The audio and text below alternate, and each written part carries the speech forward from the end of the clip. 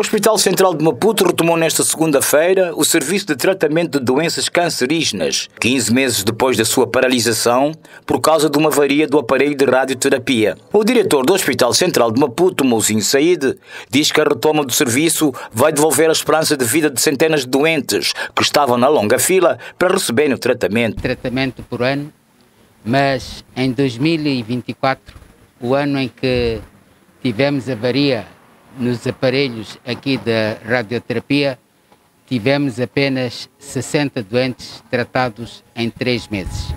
E, portanto, nos últimos 15 meses, os aparelhos aqui da radioterapia não estavam a funcionar e, portanto, os doentes não puderam beneficiar deste tratamento, embora tenham beneficiado de outros tratamentos no Hospital Central de Maputo. A não existência deste serviço, de facto, traz complicações muito grandes para alguns doentes que possam necessitar deste tratamento e que não tiveram a oportunidade de ter o tratamento, particularmente aqueles doentes em fases mais avançadas. José Adriano, que há 2 anos está na fila para receber o tratamento, depois de ter sido diagnosticado cancro há cerca de 5 anos, fala de um verdadeiro alívio com a retoma deste serviço. Deixei de estudar no 2023 que começou essa doença. Primeiro apareceu tosse, comecei a tossir, e depois foi ao hospital de centro de saúde de perto da casa, lá em Gaza, lá em Choque, e começaram a me avaliar e transferiram-me para cá em Maputo. E aqui em Maputo começaram a me tratar. O presidente da Associação dos Médicos, Napoleão Viola, diz que para além de reduzir a longa lista de pacientes que estavam à espera de tratamento, a retoma do serviço de radioterapia no Hospital Central de Maputo vai permitir ao governo poupar 1 bilhão de meticais, que anualmente eram gastos para transportar doentes para o estrangeiro.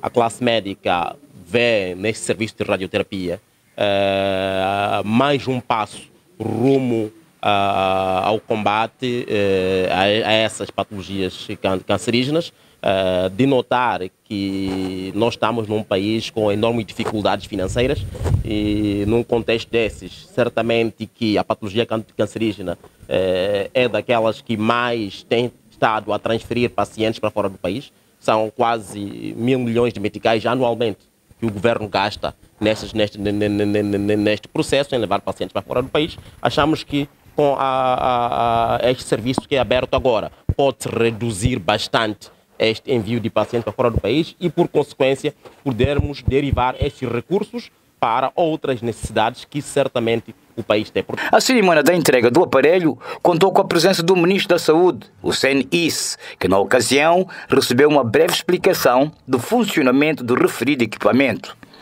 Este aparelho é composto por, basicamente, 4 partes fundamentais. A primeira parte é o chamado gantry, em que o feixe de radiação é emitido. Temos uma imagem portal, onde nós fazemos a imagem do doente quando ele está posicionado, e a mesa de tratamento, pelo qual essa mesa é onde o doente fica quando ele vai ser tratado. Então, este aparelho pode girar 360 graus. Esta mesa tem 4 graus de liberdade, pode subir na vertical e descer, na lateralidade, na longitudinalidade e na rotação. O objetivo qual é?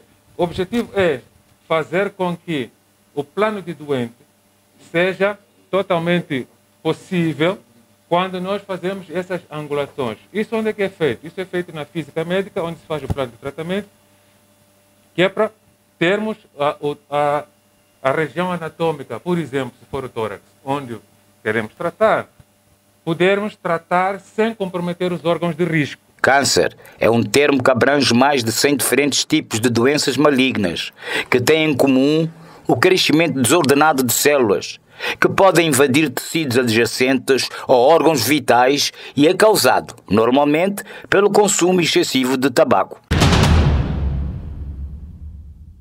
Apesar de Moçambique possuir uma estratégia e uma política sobre a segurança cibernética, há 2 anos, o uso massivo de novas tecnologias nas transações financeiras está a propiciar o recrudescimento dos crimes cibernéticos em Moçambique.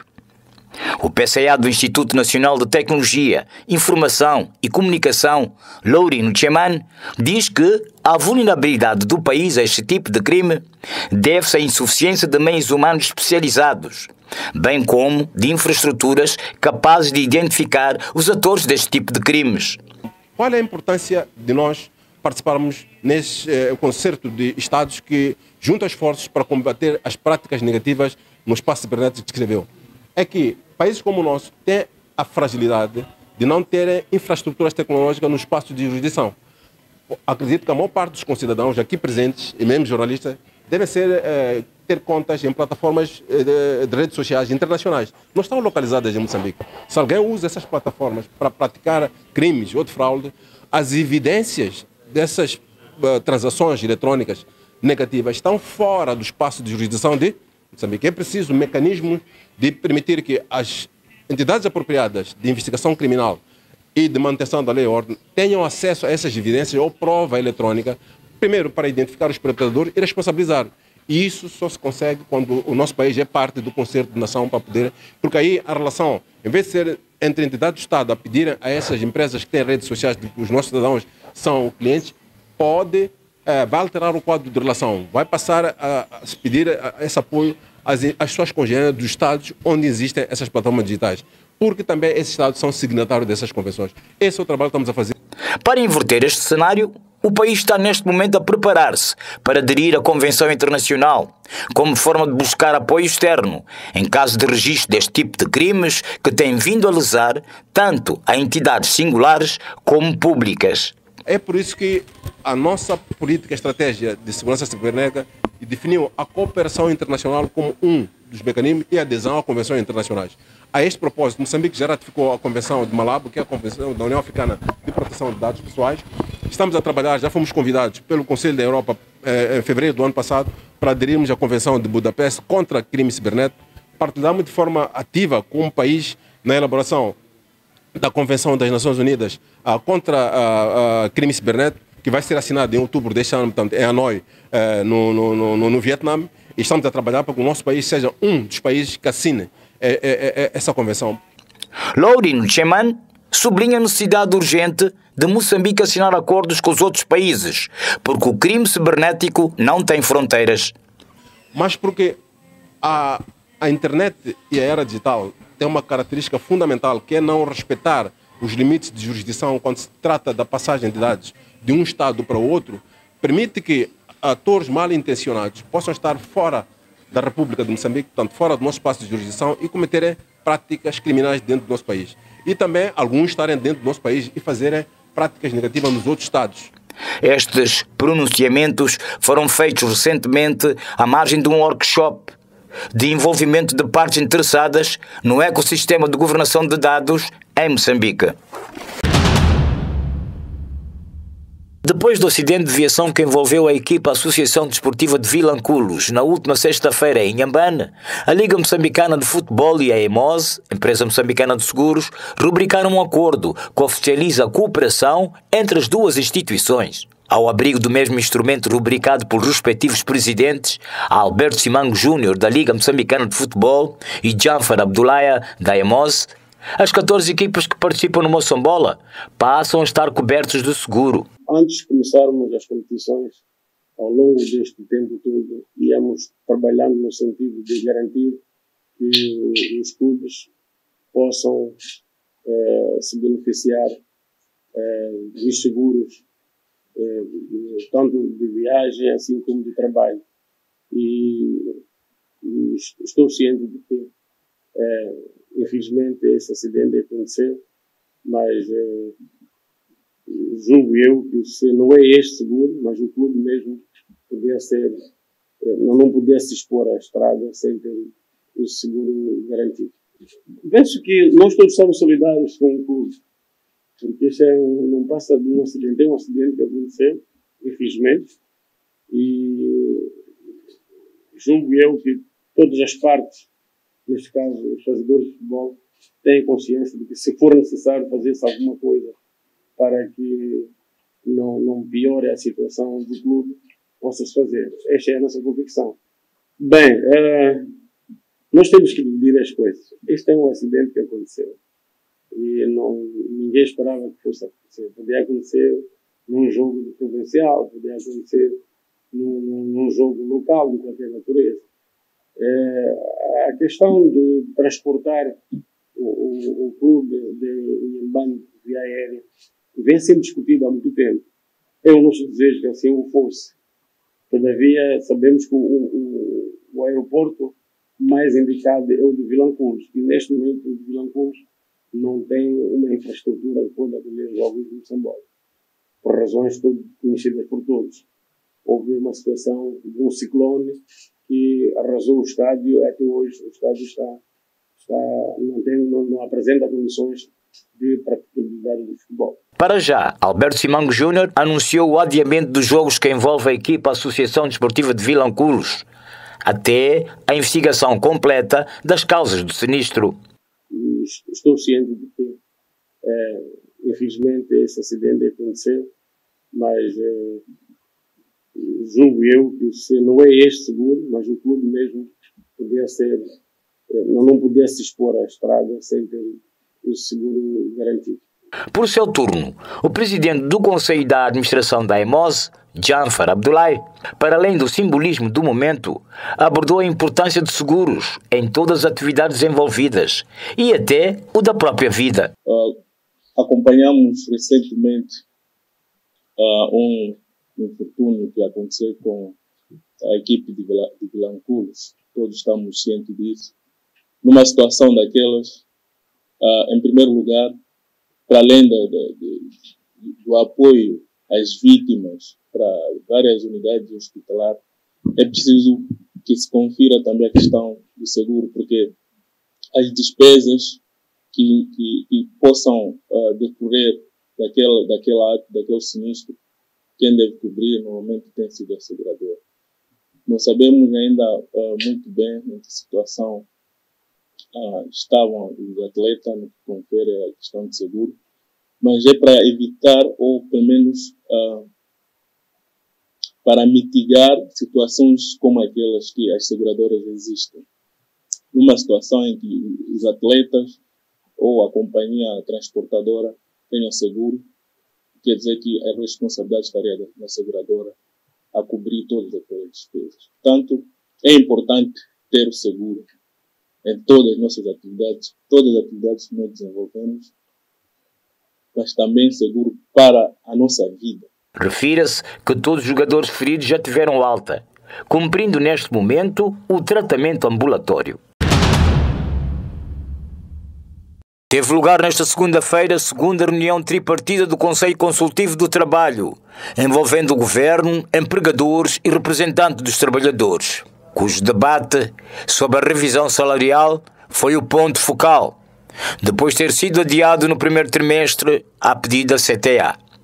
Falando em representação da OTM Central Sindical, Damião Simango afirma ser bastante urgente o debate, assim como as mexidas, uma vez que os trabalhadores aguardam pelos reajustes desde o fim do primeiro trimestre. O que pode agradar a qualquer um de nós é ter um salário melhor, que possa conseguir sustentar a sua família. Certamente estamos conscientes que há dificuldades em todos os setores. As dificuldades não são só do setor privado, onde nós estamos inseridos, estão em todas as esferas, mas tudo faremos para que possamos minimizar essas dificuldades da parte dos trabalhadores. A OTM Central Sindical aponta para 42 mil meticais como a proposta do salário mínimo. Naquilo que é o nosso estudo anual da cesta básica, o salário mínimo está a ronda a cerca de 42 mil meticais, que cresceu cerca de 6% de inflação comparativamente àquilo que foi o nosso estudo do ano passado, que estava em volta dos 40 mil meticais. Os empregadores também assumem ser um momento para as negociações, mas entendem que devem ter em conta a realidade económica do país. Não podemos antecipar, porque a questão do salário mínimo vai decorrer, de facto, de um acordo. Agora, fazer o diagnóstico do país é algo que, neste momento, é relativamente fácil, porque nós sabemos das grandes dificuldades porque a nossa economia passa, que foi fustigada nos últimos anos pela Covid e depois por este contexto mundial difícil e, sobretudo,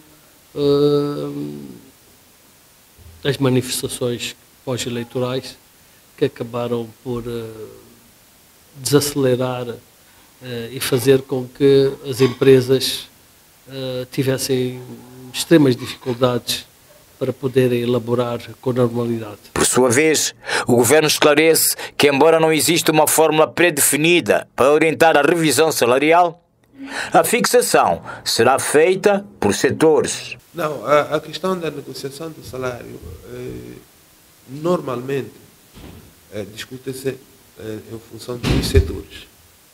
Então, há um acordo entre os empregadores e os trabalhadores. Depois de ser estabelecido este acordo, é que se traz, a nível da plenária, aquilo que foi o consenso e são fixados os salários. Então, é difícil dizer, neste momento, por exemplo, o que vai acontecer dessa mesma discussão. Porque pode existir uma proposta e, eventualmente, essa proposta, uma das partes não sentir-se confortável. Então é difícil. Depois das rondas negociais, as decisões do Conselho Consultivo de Trabalho deverão ser submetidas ao Conselho de Ministros para apreciação e aprovação.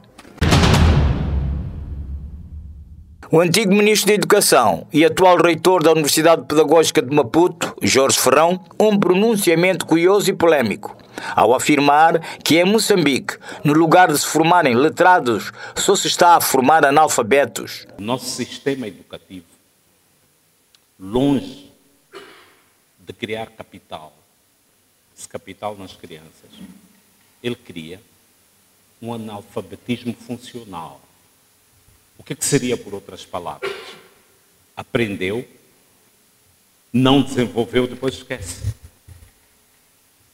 Então, as estatísticas vão dizer temos mais gente literada. Jorge Ferrão, que falava durante a conferência sobre o acesso aos serviços públicos, deveres e direitos humanos, sublinha que esta situação deve-se ao facto de, em Moçambique, a disciplina partidária estar a impor que se defenda a todo custo o errado.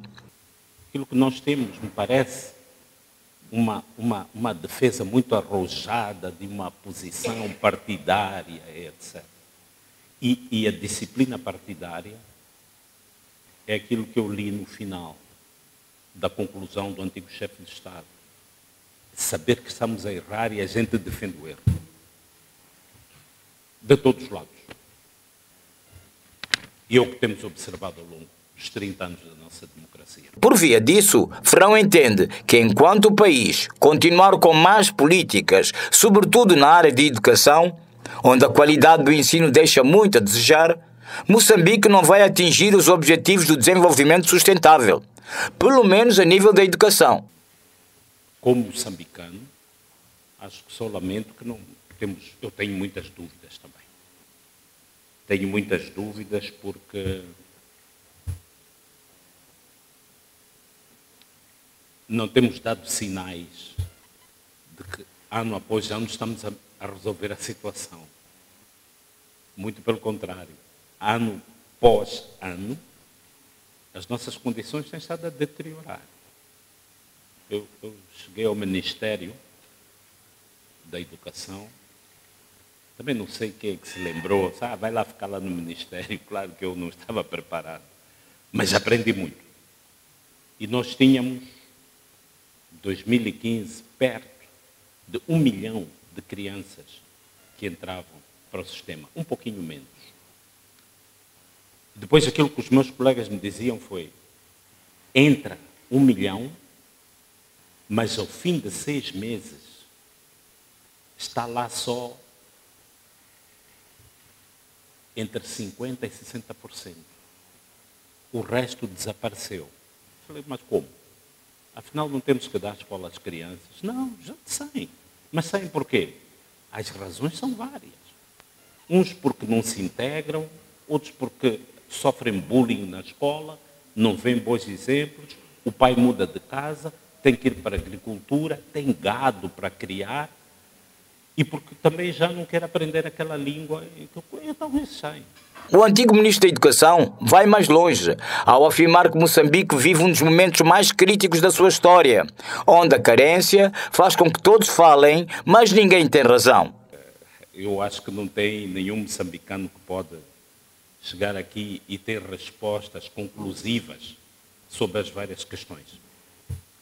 Nós estamos numa sociedade tensa, uma sociedade que vive os reflexos das ausências, da carência. E quando assim é, todos nós temos muitas razões. E todos temos muitos argumentos e muitas justificações. Jorge Ferrão foi ministro da Educação no primeiro mandato de Filipe Nyusi.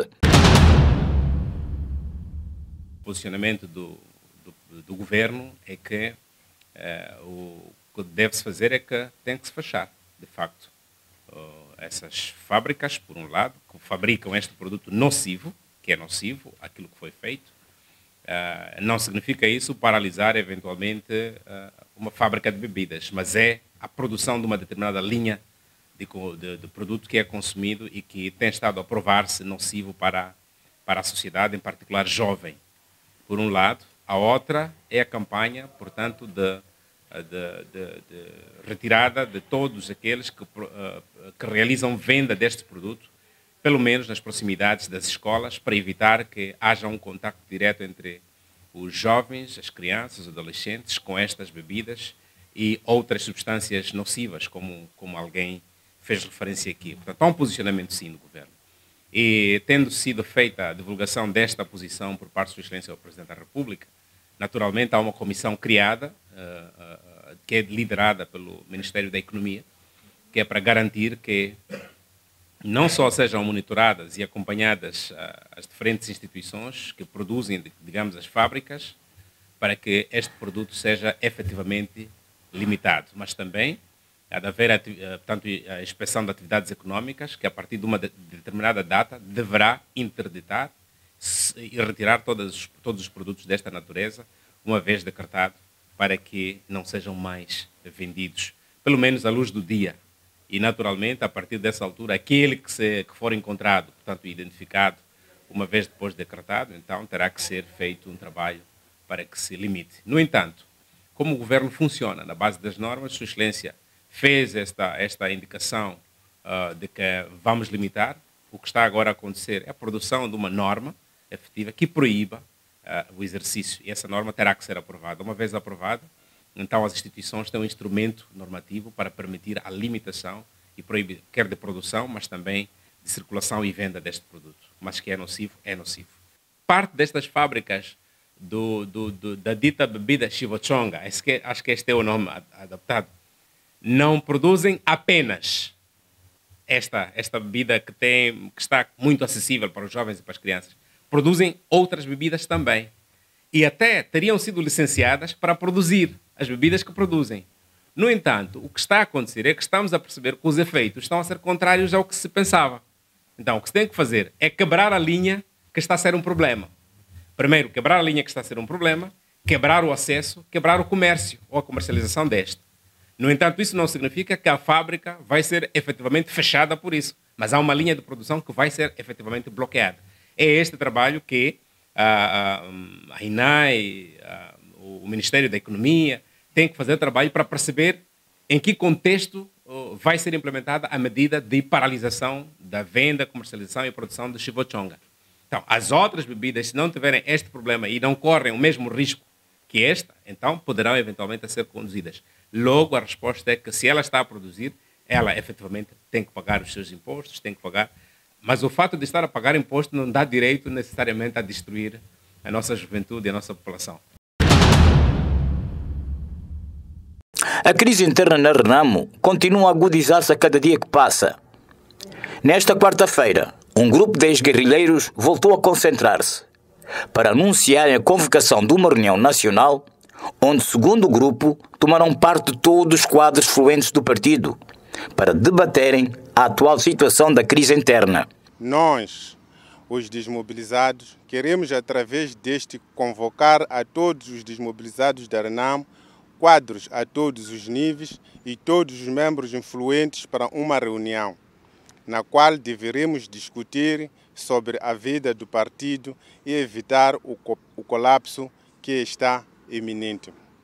O porta-voz do grupo dos ex-guerrilheiros explicou que a reunião terá lugar dentro em breve, apesar de não ter confirmado a data, muito menos o local.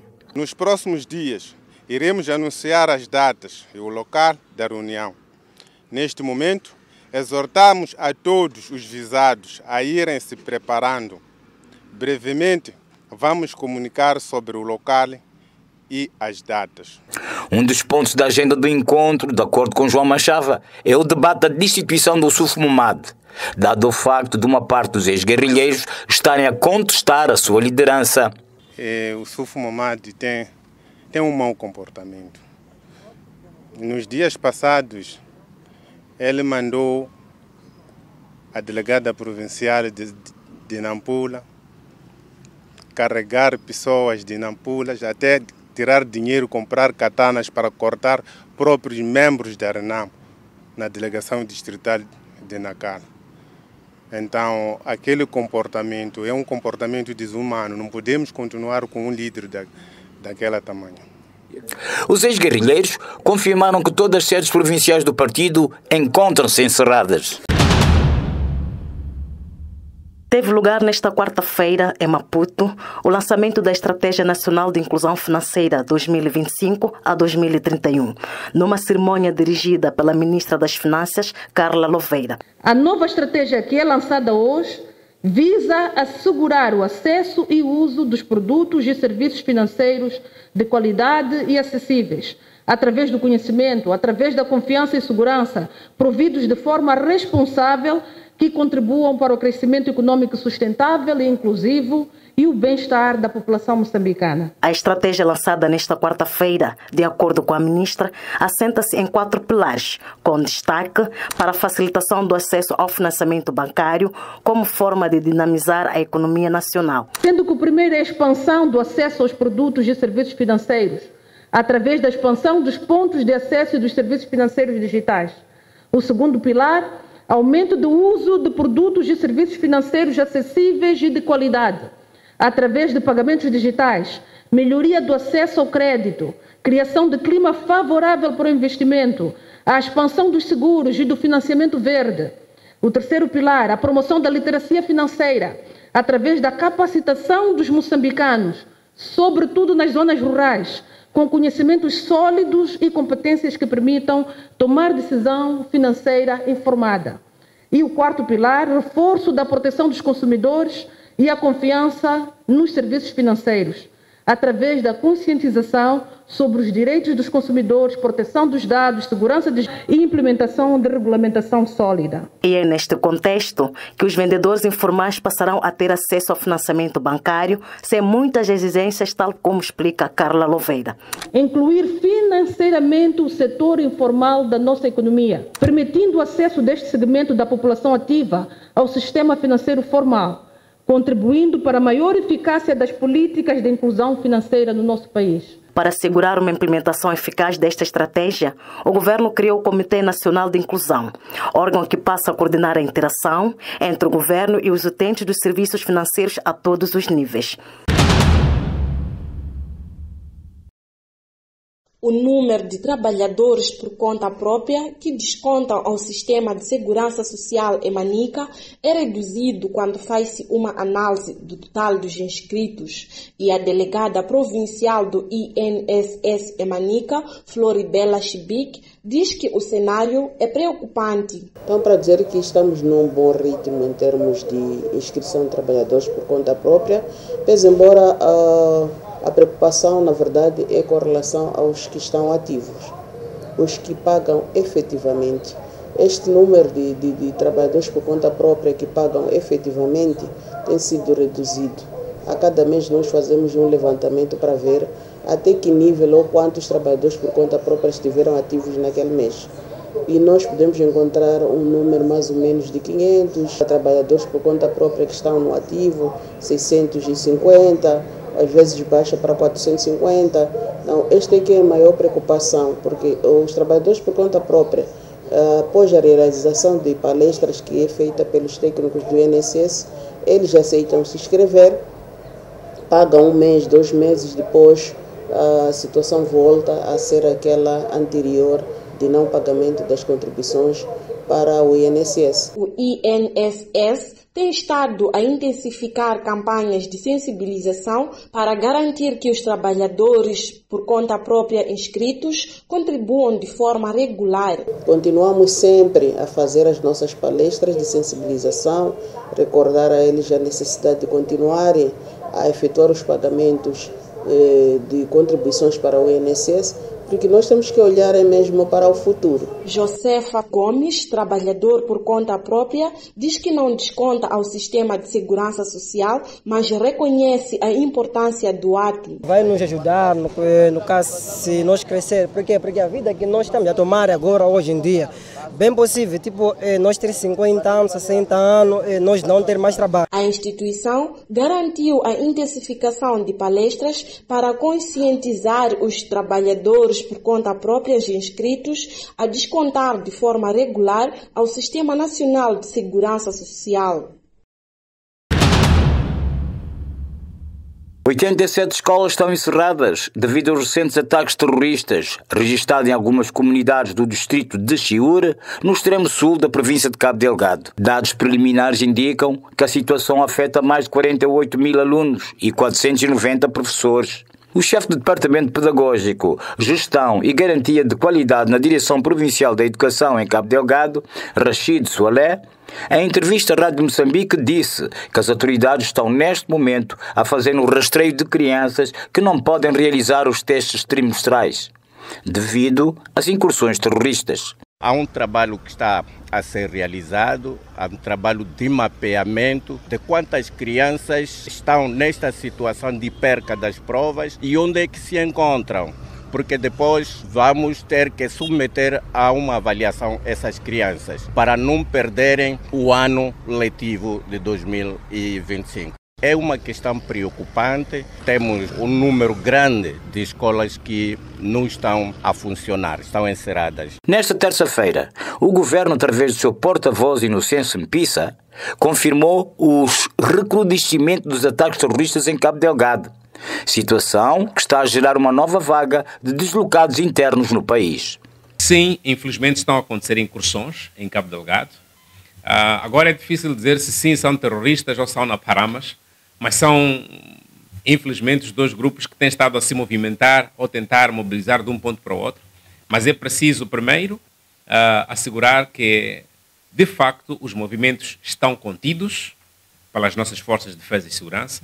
Há um trabalho intenso que está a ser levado a cabo, de tal sorte que estes diferentes grupos que têm estado a se deslocar não estão a conseguir atravessar determinados pontos onde gostariam de atravessar e fazer atrocidades ou agravar as atrocidades que têm estado a levar a cabo.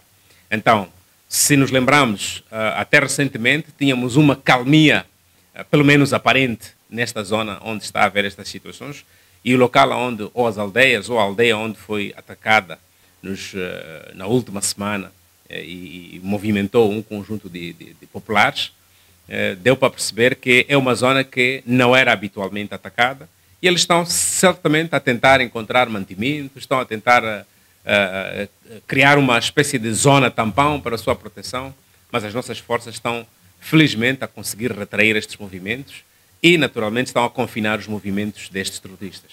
No final, o que tem que ficar claro é que o governo fará tudo para continuar a manter a proteção das populações e vai perseguir os terroristas e todos os malfeitores que têm estado a causar sofrimento nas populações. Implantado em 2017 numa província considerada oxigênio para a economia nacional devido à exploração do gás natural, o terrorismo em Cabo Delgado já provocou mais de 4.000 mortes e milhares de deslocados internos. Num passado recente, incursões de ataques terroristas atingiram a província vizinha de Niassa. O presidente da República, Daniel Francisco Chapo, recebeu esta quinta-feira em audiência o líder religioso Honório Kutani no encontro centrado na promoção da reconciliação nacional, paz e da dignidade humana.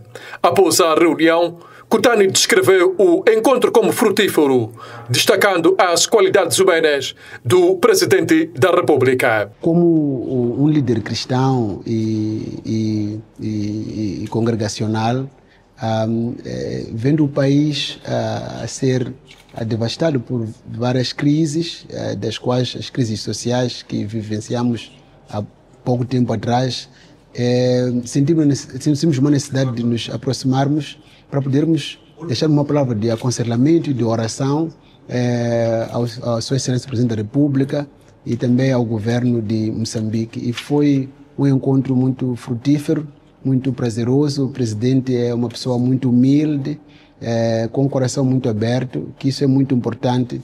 E de longe as pessoas podem ter uma outra imagem dele, mas de perto a imagem é diferente.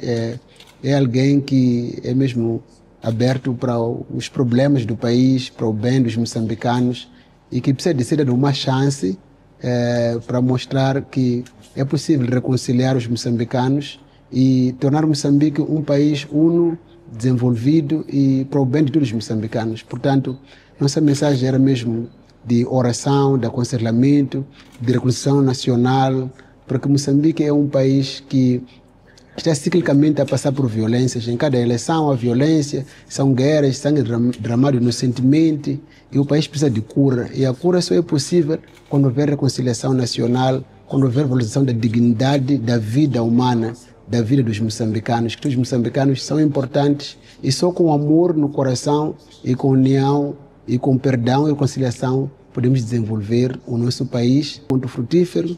O presidente aceitou a nossa oração, nossos conselhos e, acima de tudo, para o bem de Moçambique, que é Moçambique de todos nós. Desde o início do seu mandato, o chefe de Estado moçambicano tem enfatizado que a paz duradoura exige o fim de discursos de ódio e a promoção de mensagens de união, perdão e amor.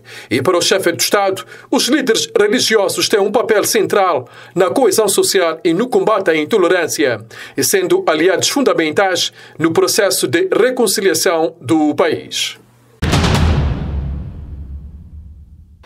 As autoridades sanitárias convocaram nesta quarta-feira uma conferência de imprensa para fazer o balanço da atual situação do Mpox, vulgarmente conhecida como a varíola dos macacos em Moçambique. Na ocasião, o diretor nacional de saúde pública, Quinhas Fernandes, fez saber que o país já registrou um total de 31 casos positivos do Mpox, doença altamente contagiosa, cujo primeiro caso foi detectado no passado dia 10 de julho, na província do Niassa. Nós temos atualmente no país confirmados 31 casos de Mpox, confirmados laboratorialmente. Desde o dia 10 de julho, a altura em que nós declaramos este surto. Dos 31 casos, de acordo com o diretor nacional de saúde pública, 13 encontram-se recuperados, tendo por via disso saídos do isolamento. Que destes 31 casos positivos de Mpox que temos no país, 13 deles já estão recuperados, que representa cerca de 42%. E recuperação significa o quê?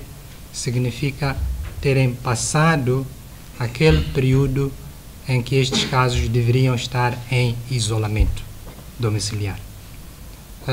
Como devem saber, nós ao final deste período, que é um período de risco de transmissão, damos altas a estes pacientes, alta do isolamento domiciliar. Quinhas Fernandes explicou que depois da recuperação de 13 pacientes, 18 continuam a receber tratamento, mas com uma tendência de melhoria muito satisfatória e, felizmente, até o momento, não há registro de óbito ligado a esta doença. Dos casos positivos, 18 continuam em isolamento, portanto estão a ser seguidos e quase todos eles estão a evoluir de forma satisfatória. Outro dado que é extremamente importante é que não tivemos durante este período qualquer óbito relacionado, portanto, com a Mpox. Todos os pacientes positivos, os 31, uma boa parte já teve alta do isolamento e os outros continuam em acompanhamento, portanto, ao nível do domicílio, com uma evolução, portanto, satisfatória. Contudo, Quinhas Fernandes diz não haver motivos para o alarme, porque, segundo ele, a situação está controlada. O governo recomenda o redobrar das medidas de prevenção, desde a higiene individual à coletiva, o contacto físico com os contaminados, contacto com roupa dos pacientes infectados, entre outras. O Instituto de Propriedade Industrial encontra-se reunido desde esta quinta-feira em Maputo, no seu primeiro conselho consultivo, que decorre sobre o lema Propriedade Industrial, Motor de Inovação, Competitividade Empresariais e Desenvolvimento Econômico. Intervindo na ocasião, a secretária do Estado da Indústria, Custódia Paunde, começou por falar do comprometimento do governo na proteção da propriedade intelectual, ou seja, do talento, como forma de promover a inovação e a criatividade no país. Do lado do governo, reafirmamos o nosso compromisso em criar um ambiente propício à inovação, ao investimento produtivo e à diversificação da economia. Por isso, a propriedade intelectual será integrada de forma transversal nas políticas públicas de industrialização, agrárias, de educação, enfim, de todas as áreas ou setores da atividade. Convidamos o setor privado a ver na propriedade intelectual uma ferramenta estratégica de diferenciação, proteção de mercado e expansão comercial.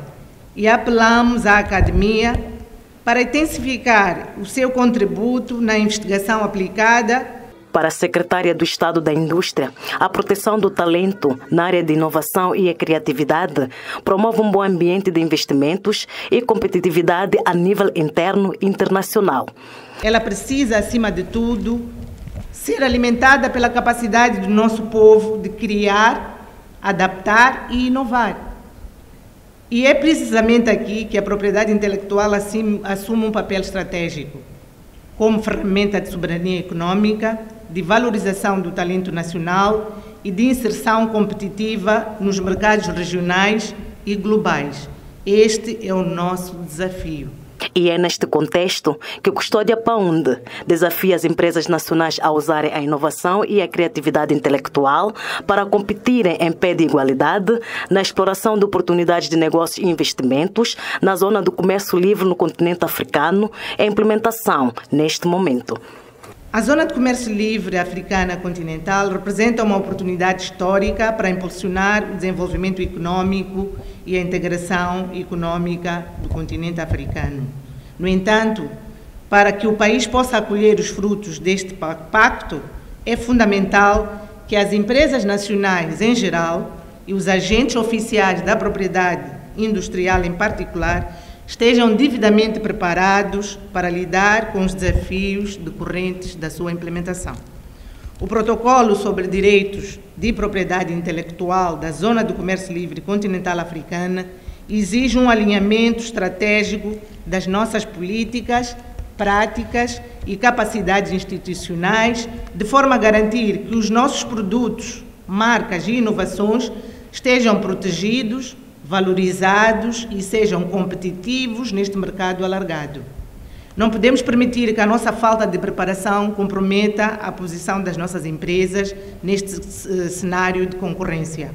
É imperativo investir em capacitação técnica, modernização dos sistemas de registro e proteção da propriedade intelectual e no fortalecimento da cooperação entre os setores público e privado.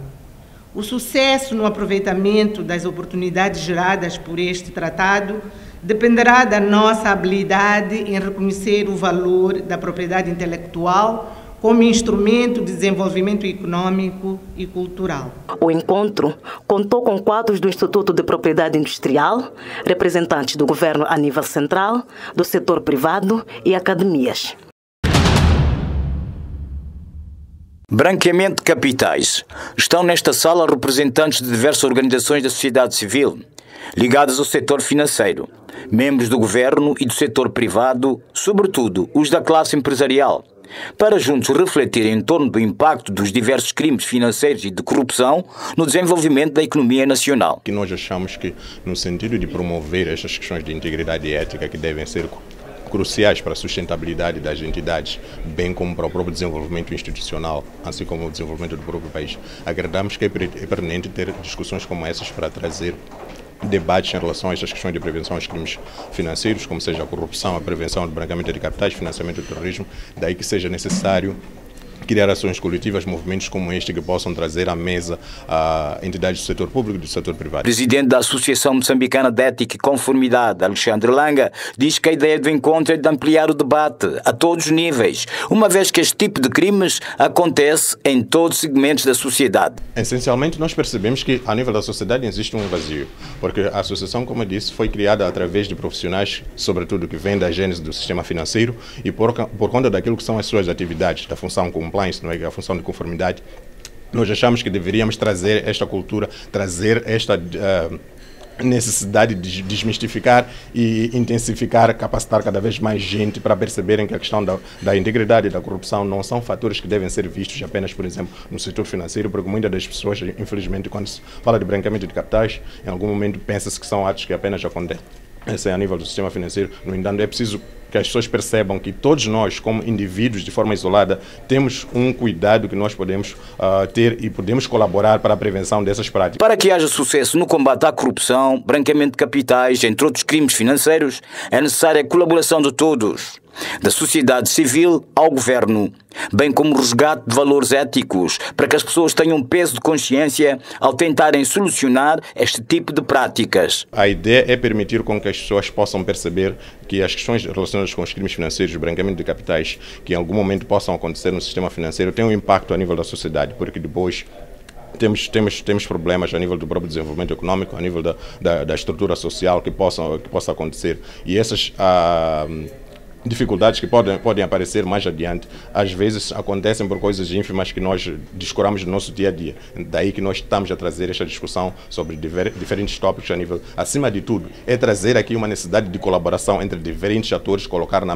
mesma mesa para que possamos melhorar estas ações. A mesa redonda teve a duração de um dia e serviu também para capacitar os participantes em matéria de integridade.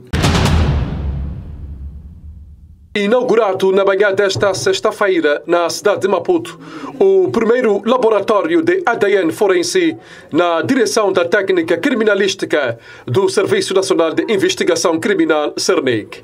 A cerimónia foi dirigida pelo Procurador-Geral da República, Américo Letela, e contou com representantes dos setores da Justiça, Segurança, Defesa e parceiros de cooperação. A infraestrutura visa reforçar os meios científicos e para a investigação criminal e testes de paternidade em conformidade com padrões internacionais. A inauguração do primeiro laboratório de ADN forense em Moçambique.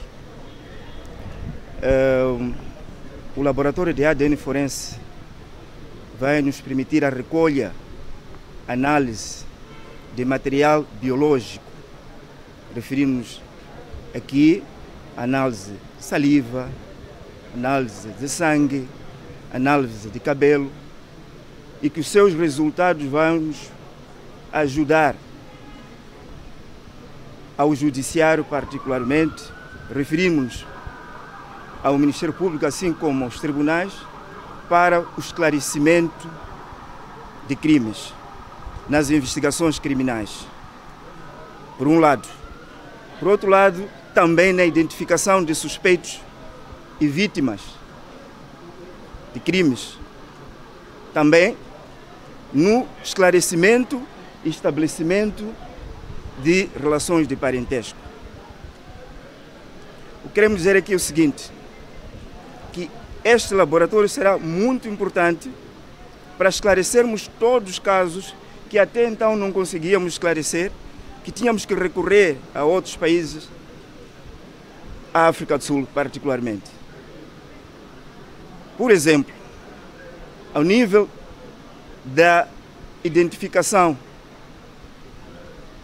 de indivíduos, temos a paternidade e a maternidade. Este laboratório, através da recolha e análise dos vestígios, é possível identificar os pais de uma criança. Vai ser possível identificar também, nas relações de parentesco, na ausência dos pais, através de outros parentes, as relações entre avós e netos, tios e sobrinhos. Então, esse vai ser um laboratório que permitirá esclarecer muitos dos casos que até então a Justiça tinha dificuldade ou tinha limitações em resolver. O laboratório de ADN forense tem capacidade de processar 200 amostras por dia, realça Nelson Rengo, diretor-geral do CERNEC. Este laboratório tem a capacidade de processar por dia 200 amostras. Tem técnicos que foram formados para poderem atender, para poderem processar essas amostras. Então, este laboratório é uma mais-valia para o país. A partir do momento em que ele é inaugurado e passa a funcionar, Moçambique, a nível da região, passa a ser um dos países que tem a capacidade de poder fazer análise e poder ajudar no esclarecimento, nas investigações, na identificação de indivíduos e no esclarecimento das relações de parentesco, com enfoque para aquilo que nos apoquenta ao nível dos tribunais de menores, a paternidade. A infraestrutura foi construída com orçamento do Estado estimado em 150 milhões de meticais.